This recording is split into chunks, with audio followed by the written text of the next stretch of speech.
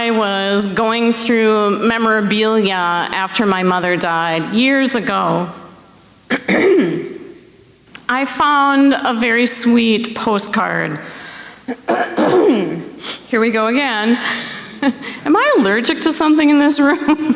Hang on.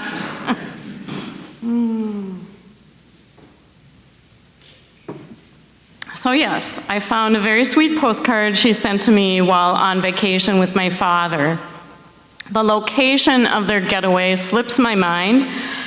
Maybe it was Madeline Island or a canoe trip in the Boundary Waters. It matters not. What matters is the message and the date. She wrote, "Dear Dina, I hope your fever is going down." Or maybe it was, "I hope your cold is getting better." Something like that. The postmark date was 1962. Or maybe it was 1961, because this is a big fish story that gets more dramatic with every telling. I brandished the postcard at my father. "You and Mom went on vacation by yourselves when I was sick and only 2 years old?" Indignation and incredulity in my voice. My dad replied, "That was the best thing we ever did."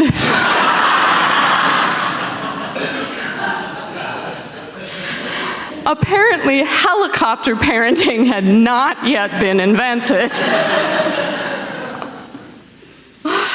Don't get me wrong, my mother was a delighted and attentive parent. She and my dad had trouble conceiving, waiting with envy while their friends gave birth. My older sister came along when Mom was turning 37. I came along when Mom was almost 40, which I imagine was considered very old for pregnancy back then. The postcard reminds me that personalities, priorities, and choices play a big role in what kind of parents we are or what kind of parents we had or have. Cheryl Strayed wrote in Tiny Beautiful Things, "Every mother has a different story, though we tend to group them together.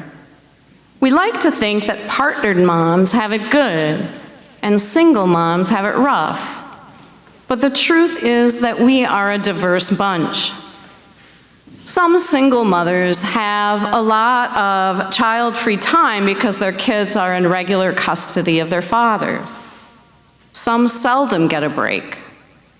Some partnered mothers split childcare duties with their spouses in egalitarian ways. Others might as well be alone. Some mothers of both varieties have parents, siblings, and friends who play active roles in their children's lives in ways that significantly lighten the load. Others have to pay for every hour another person looks after their child. Some mothers, single or partnered, can't afford to pay anyone for anything. Some can and do, some can and won't. Some are aided financially by parents or trust funds or inheritances. Others are entirely on their own. The reality is that regardless of the circumstances, most moms are alternately blissed out by their love for their children and utterly overwhelmed by the spectacular amount of sacrifice that they require. I appreciate this quote because I believe that every parent has a story, and most parents do make sacrifices to love their children the best they can. I believe that a spiritual community like ours is a place where we can tell and hold those stories with honesty and care. Let's give ourselves permission to not prop up the myth of saintly motherhood. Let's name the sacrifices made so that we can live with them in healthy awareness. At the same time, let's allow ourselves to feel the deep joy of nurturing others that often gets lost in the shuffle of commitments and the pressure to be perfect parents. My mother was not perfect. I imagine yours was not either. What human being is perfect? No one. Viewing our parents as human is part of the developmental process of growing up. What work do you have left to do in that regard? Is there forgiveness work to be done? Or was the harm you received unforgivable? Either one could be true, and your story will be held here in this community with dignity and respect. It's the stories we tell about our families that help us make meaning of what happened to us, and we can hold a plurality of truths about family. My mother loved me dearly, and I her, yet she was often sharply critical, even judgmental. When I was a young adult, my mother told me that if I was a lesbian, that would be something to root out. After my first year of eating dormitory food at college, my mother told me I was obese. I weighed 120 pounds. When I changed my last name to my mother's family name, it was my mom who freaked out, threatening to call the judge who signed the papers, until my father talked her down. Weird stuff happens in families sometimes, right? The weird stuff is influenced by culture, societal expectations, roles that we're expected to play, and what was passed down from earlier generations, including generational trauma. The plurality of family truths can include strained relationships or complete estrangement. The plurality can include exile and return. The plurality can include banishment and redemption as people find their chosen family and thrive within it.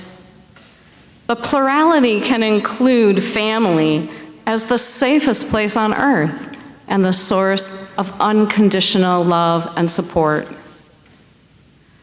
It is our choice if and how we make meaning from our past. It's our choice if and how to create a future of nurturing and being nurtured by others that helps create the world we want to live in. My sister and brother-in-law chose to adopt 2 children. I chose not to become a parent. We channel our mothering energy in different ways. Choices to nurture can be complex.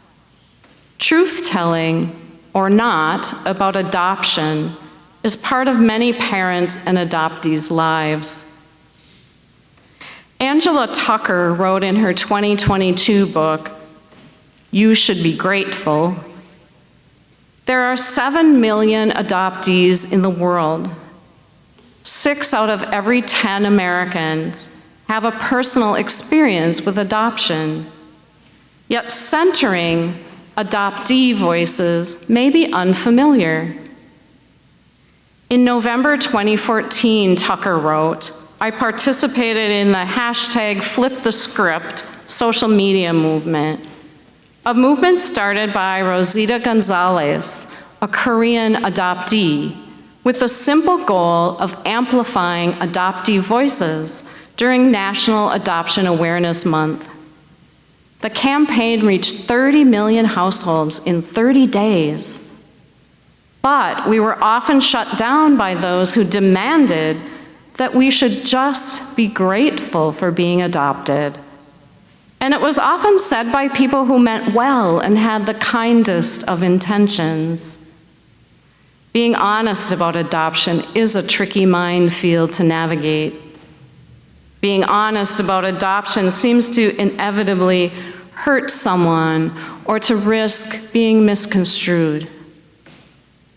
The more folks told Tucker to just be grateful for the family you have, the more she was fueled by the questions adoptees often have about who they are and where they come from. She was inspired to write an adoptee manifesto, which states, "We can love more than one set of parents. Relationships with our birth parents, foster parents, and our adoptive parents are not mutually exclusive. We have the right to own our own original birth certificate. Curiosity about our roots is innate. We need access to our family medical history. The pre-verbal memories that you have with your first family are real.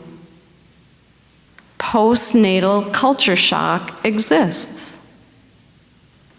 It's okay to feel a mixture of gratitude and loss. We are not alone. We have each other." So far this morning, I've been talking about motherhood and parenting as a choice.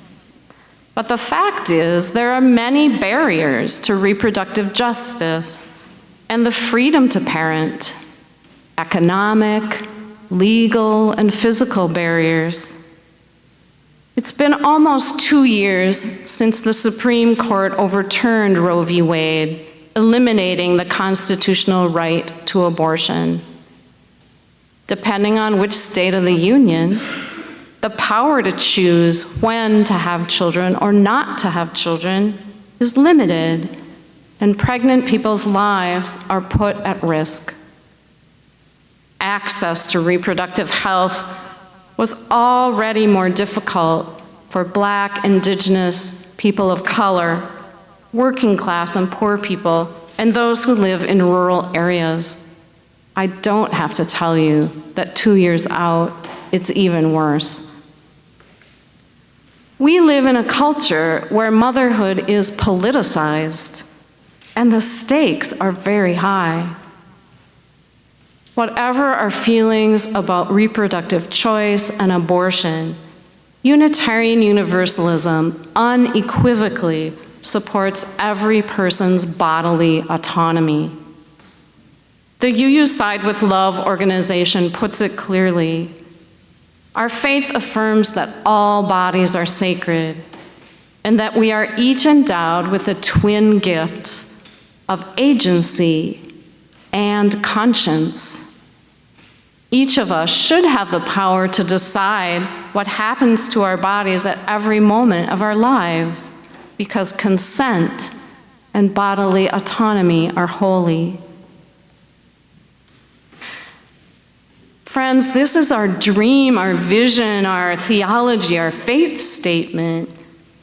Yet we live out our intimately personal lives in a society embedded with prejudice and systemic inequities of power. Parents of color talk with their children about navigating white spaces, including the talk about how to respond when pulled over by the police. LGBTQ parents, whether people of color or not, may also face hostility when raising their children from neighbors, schools, medical professionals, or even their families of origin. Elizabeth Castellana wrote in the foreword to a book called Family Pride, "When you grow up in a world that challenges your family's legitimacy, everything you do as a family takes on deeper meaning." I know people don't want to hear difficult things from the pulpit on Mother's Day Sunday. Sorry.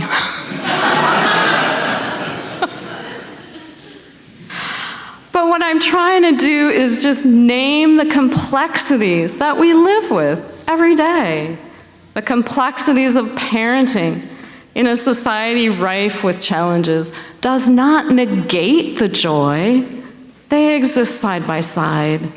The complexities simply raise questions, such as how will we use our twin gifts of agency and conscience to make reproductive justice real, and to recognize and combat the myriad ways that racism, homophobia, and transphobia affect parents and families. How will we use our gifts to affirm the pluralism of parenthood? How shall we make Mother's Day meaningful? How shall we make Mother's Day meaningful? I think we can start by reflecting on our personal stories. How were we mothered, and by whom? How do we wish we had been mothered? What can we do so that generational trauma is not passed on? In what manner do we nurture young people now to support their gifts of agency and conscience? How are we making this a community in which all our stories can be told and held with respect and care? When actor Ray Romano from the TV series Everybody Loves Raymond was asked what made his real-life, long-time marriage a success, he replied with a quote from his therapist: "You have to pretend you're not a narcissist. It's not all about you." Similarly, for us to affirm different kinds of mothers and the choice to not be a mother, we have to pretend that we are not narcissists. For us to be loving toward many kinds of parents, we need to admit it's not all about us.